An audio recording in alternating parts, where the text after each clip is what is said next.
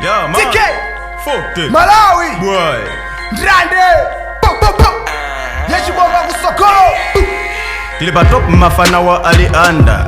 City open ndipo city kudanda. Kulimbana nane muzafa ndi kukanda. Ena Nigeria, ena ndi Uganda. Kozeva oneka ndindalama za makolo.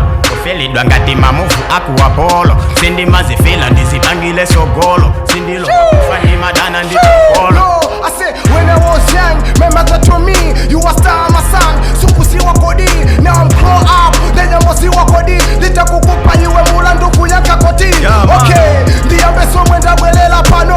Weka ukusiwa ndine jifana chamano. Kukupa iwe kaswako kukatosa mrado. Sanga pegese nkamuza akwese mwendo.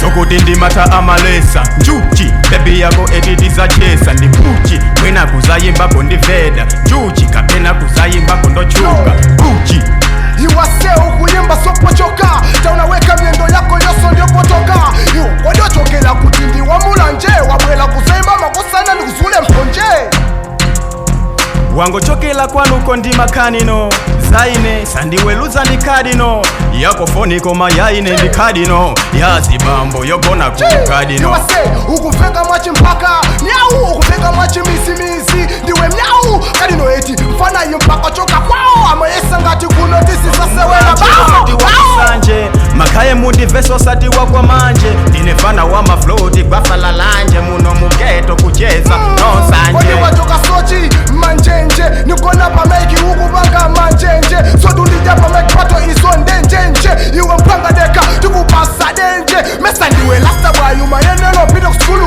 mfana pameki pato ndine wa mkulu natumizinatola iwe mpanga kwanu kucha anangu kutola kuyanja ndisama kuphache somwe ndikubangazi ukuyimba bwino koma izozo ndizazi kushangini kushajisti mwina sukuziwa ndi machini akini fana ya kuyimba zachinangwa leloli makipatoyo ichi chikwata sungalimbane nzaine lelo chikwada chifana chokuja malala nje ndichipasa chikwada soja ndaloka boda zina ndiwe king phone mwanga foda koma ndine forte fana ufolya pwanga sunga maga adiwe ndiwe forte